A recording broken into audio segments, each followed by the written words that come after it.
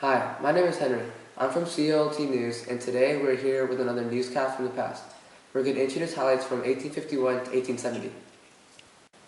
In 1852, author Harriet Beecher Stowe published a new book called Uncle Tom's Cabin. It tells a story about a young boy who lives under cruel slave owners. Its popularity is skyrocketing in the North, but it has angered the Southerners. The Southerners don't believe it accurately portrays slavery. This is Weekly Book Reviews, coming at you with the new book. This is my absolute favorite book in the whole world. I give it 5 stars. Dude, this book sucks full of lies! Whoa! Whoa! No!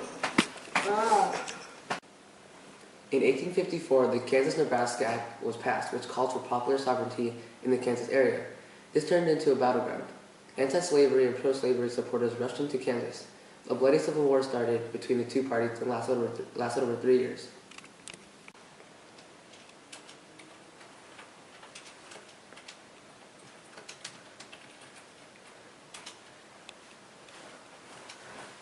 Hey, what's up with you, man? Slavery's great! It's over!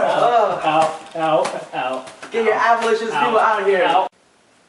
During November of 1860, Abraham Lincoln wins the election and becomes President of the United States. Before the election, Southern states threatened to secede the Union if Lincoln was elected. On December 20th, 1860, South Carolina seceded.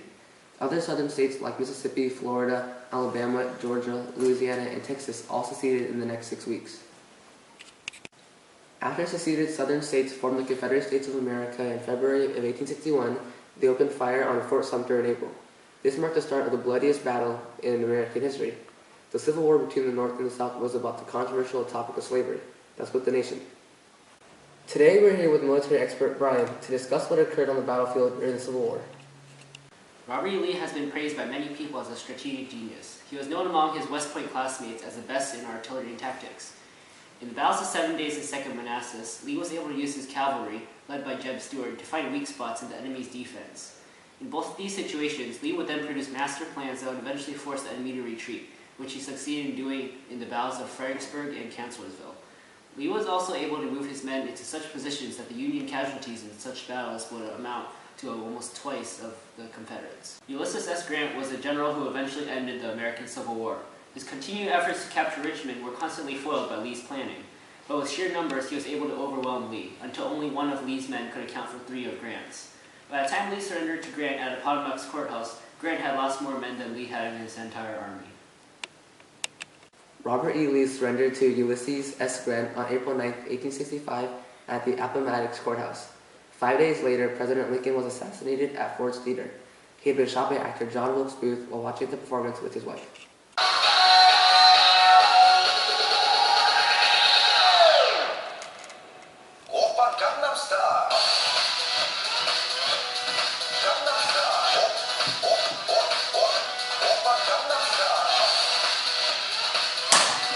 Oh no, my husband!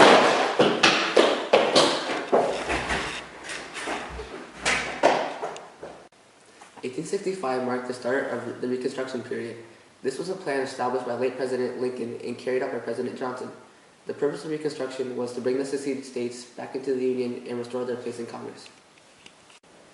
Thank you for joining us today for our special newscast, and we'll see you next time. Thank you.